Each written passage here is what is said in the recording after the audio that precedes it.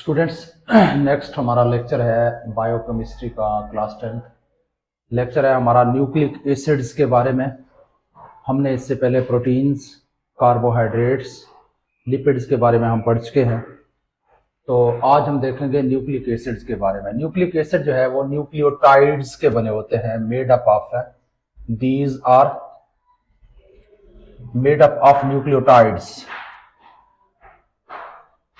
Nucleotides के बने होते हैं। जैसे प्रोटीन अमाइनो एसिड्स के बने होते हैं, जैसे पॉलीसेक्राइड जो है वो मोनोसेक्राइड्स के बने होते हैं, जैसे लिपिड्स फैटी एसिड्स के बने होते हैं। इसी तरह से न्यूक्लिक एसिड जो है वो न्यूक्लियोटाइड्स के बने होते हैं। अच्छा जी, न्यूक्लिक एसिड्स के अंदर कंपाउंड कौन से होते हैं? न्यूक्लिक एसिड्स के अंदर जो है, इसके अंदर एक पेंटोज शुगर होता है, पेंटोज शुगर। और इसके अलावा इसके अंदर पेंटोज शुगर के अलावा न्यूक्लिक एसिड्स में होता है फास्फेट ग्रुप, फास्फेट।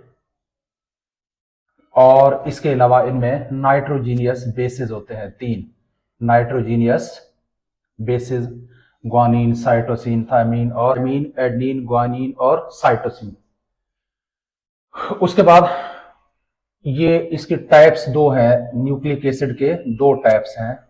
एक डीएनए जिसको हम डीऑक्सी राइबोज न्यूक्लिक एसिड कहते हैं, दूसरा आरएनए जिसको हम राइबोज न्यूक्लिक एसिड कहते हैं। अब सबसे पहले हम देखेंगे पहले टाइप डीएनए के बारे में, deoxy ribose nucleic acid, nucleic acids, deoxy ribose nucleic acid जिसको आमतौर पर डीएनए कहा जाता है। ये किस चीज के ऊपर मुश्तमिल है? अब ये डीएनए का स्ट्रक्चर है हमारे सामने। ये स्ट्रक्चर जो है वाटसन और क्रिक ने 1953 में पेश किया था। तो सबसे पहले डीएनए का स्ट्रक्चर 1953 में वाटसन और क्रिक ने पेश किया था। इसके मुताबिक डीएनए जो है ये एक हेलिकल स्ट्रक्चर है और ये एक डबल स्ट्रैंड के ऊपर मुश्तमिल है। ये इसका डबल स्ट्रैंड है, 2 स्ट्रैंड है, एक ये और दूसरा जो है ये डबल स्ट्रैंड स्ट्रक्चर है।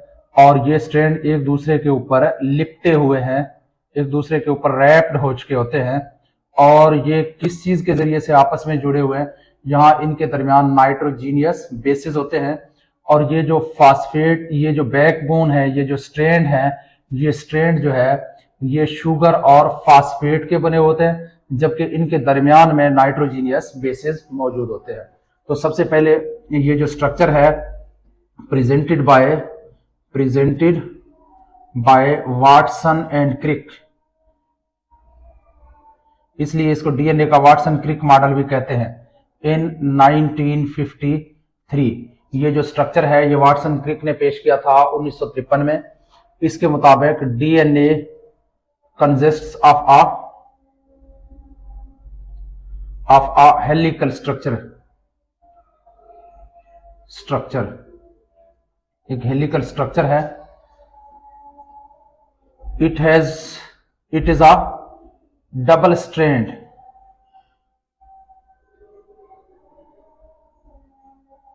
It is double stranded structure. ये एक डबल स्ट्रैंडेड स्ट्रक्चर है, यानी एक स्ट्रैंड इसका ये है, ये, और दूसरा स्ट्रैंड इसका ये है।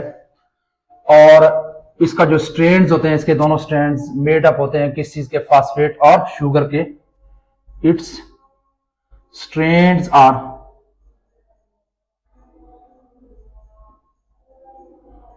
Made up of sugar and phosphate. Sugar, ये पेंटोज शुगर होता है, शुगर एंड फास्फेट, शुगर और फास्फेट के ऊपर मुश्तमिल होते हैं। और इसके अलावा इन स्ट्रैंड्स के दरमियान में 4 नाइट्रोजीनियस बेसिस मौजूद होते हैं, जो कि इनके जरिए से ये स्ट्रैंड एक दूसरे के जो है ऊपर रैप्ड हो चुके होते हैं। Both the strands are wrapped, लिपटे होते हैं around each other through nitrogenous bases, nitrogenous bases के जरिए से ये एक दूसरे के ऊपर जुड़े हुए होते हैं।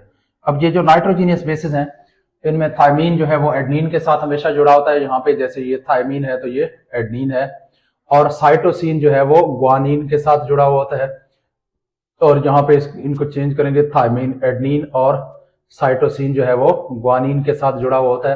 तो ये नाइट्रोजीनियस बेसिस यहाँ पे आपस में जुड़े होते हैं, जिसकी वजह से ये डीएनए जो है आपस में रैप्ट हो जाते हैं। और इनके अंदर जो बॉन्ड है वो हाइड्रोजन बॉन्ड है इनके अंदर, यानी डीएनए में हाइड्रोजन बॉन्डिंग पाई जाती है किसके दरमियान, स्ट्रैंड्स के दरमियान।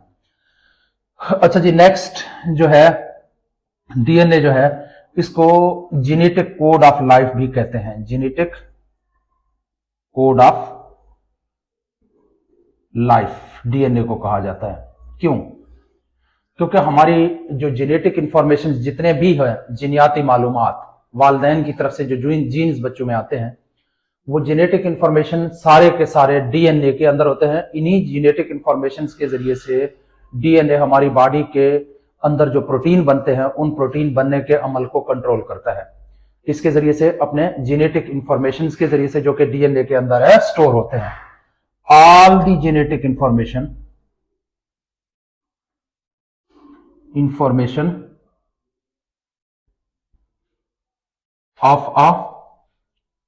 of an organism are stored in its DNA of cell।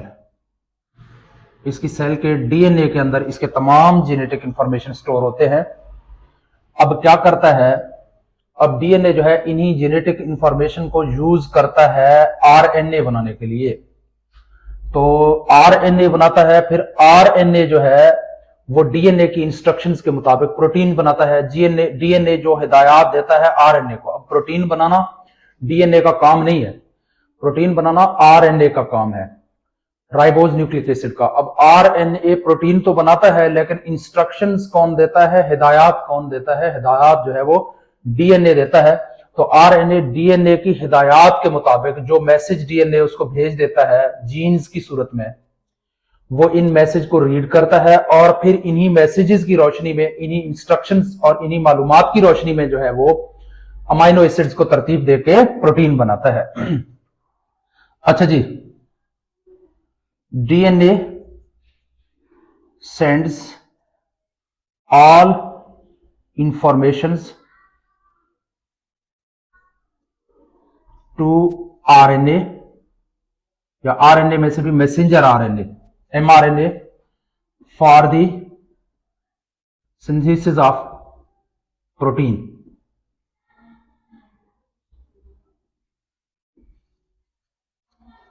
अच्छा जी, these informations are in the form of genes, genes की शक्ल में होते हैं। These are called genetic code of life। These instructions are called, इस किस्म के इंस्ट्रक्शन को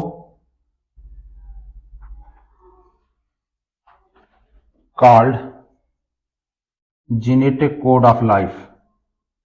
इनको genetic code of life कहते हैं, code of life। अब डीएनए की इंस्ट्रक्शन से ही सारा निजाम चलता है।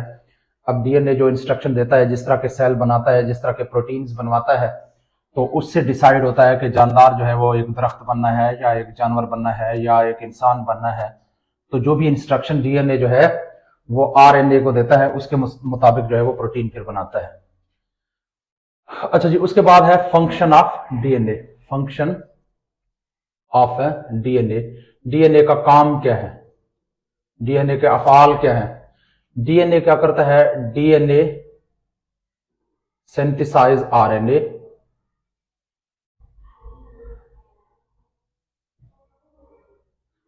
मैसेंजर आरएनए, मैसेंजर आरएनए बनाता है और फिर मैसेंजर आरएनए को इंस्ट्रक्शन देता है प्रोटीन बनाने के लिए। अच्छा जी, गिव इंस्ट्रक्शंस टू, हिदायत देता है किसको, एमआरएनए, एमआरएनए को हिदायत देता है किस लिए, for the synthesis of protein, synthesis of protein. अब आपको पता है प्रोटीन जो है वो किस चीज के बने होते हैं, प्रोटीन्स, प्रोटीन अमाइनो एसिड्स के बने होते हैं। अब किस तरह के इंस्ट्रक्शन होते हैं, तो जो पैटर्न देता है, जो तरतीब बताता है कि आपने इस तरह से, जैसे फर्ज करें डीएनए ने कोई इस तरह का पैटर्न जो है वो भेजा है किसको, एमआरएनए को। अब एमआरएनए क्या करेगा, इसी पैटर्न के मुताबिक, ये एक जीन है समझे, ये एक इंस्ट्रक्शन है जो कि एक पैटर्न है, पैटर्न असल में एक इंस्ट्रक्शन है डीएनए की तरफ से, किसको जा रहा है, आरएनए को। अब आरएनए ने यहां से कौन क्या उठाना है, अमाइनो एसिड उठाने हैं। ये अमाइनो एसिड है, फर्ज करते हैं हमारी बॉडी के अंदर, सेल के अंदर, और इन्हीं अमाइनो एसिड को फिर इस तरीके से तरतीब देता है जो पैटर्न डीएनए ने इसको भेजा हुआ है। अब देखें, डीएनए ने अगर ये पैटर्न भेजा है तो अब आरएनए क्या करेगा, इसी पैटर्न के मुताबिक अमाइनो एसिड को तरतीब देके प्रोटीन बनाएगा। ये एक प्रोटीन बना हुआ है, इसमें अमाइनो एसिड की जो ये शेप आपको दिख रहा है प्रोटीन की, ये किसकी मर्जी से बना है, डीएनए की मर्जी से। डीएनए ने ये इंस्ट्रक्शन दिया। अगर डीएनए चाहे तो इस तरह का कोई पैटर्न भेज दे, तो जो जो पैटर्न भेज रहा है डीएनए आरएनए को, तो उसी पैटर्न के मुताबिक आरएनए ने प्रोटीन जो है वो तरतीब देके उनसे, अमाइनो एसिड तरतीब देके उन्हीं से प्रोटीन बनाना है। तो अब फिर इस पैटर्न में आरएनए, मैसेंजर आरएनए क्या करेगा, इन अमाइनो एसिड को तरतीब देके इस शेप में प्रोटीन जो है वो बनाएगा। तो जो इंस्ट्रक्शन, जो हिदायत डीएनए जो है आरएनए को पास करता है, उन्हीं हिदायत के मुताबिक जो डीएनए है, आरएनए है, वो प्रोटीन बनाता है। तो ये इस तरह से डीएनए का फंक्शन है। अच्छा जी, अब फॉल्टी आरएनए क्या है, फॉल्टी आरएनए। अब बाज़ औकात डीएनए क्या करता है, डीएनए से कुछ फॉल्टी आरएनए बन जाते हैं, फॉल्टेड किस्म के, गलत किस्म के आरएनए बन जाते हैं। अब वो आरएनए जो है वो फिर डीएनए के इंस्ट्रक्शंस के मुताबिक प्रोटीन्स नहीं बनाते, और इस कंडीशन में फिर जेनेटिक जो है वो डिजीजेस आ जाती है। फॉल्टी आरएनए जो है वो जब बन जाते हैं, faulty RNA formation, faulty RNA का बनना क्या करता है, कॉजेज जेनेटिक डिजीजेस, जीनियाती बीमारियों का सबब बनता है। इवन के कैंसर, कैंसर का सबब भी बन जाता है जब डीएनए से कुछ फॉल्टी आरएनए बन जाते हैं। तो इस तरह से जो है फॉल्टी आरएनए बनने की वजह से फिर जेनेटिक डिजीज जो है वो बच्चों में पैदा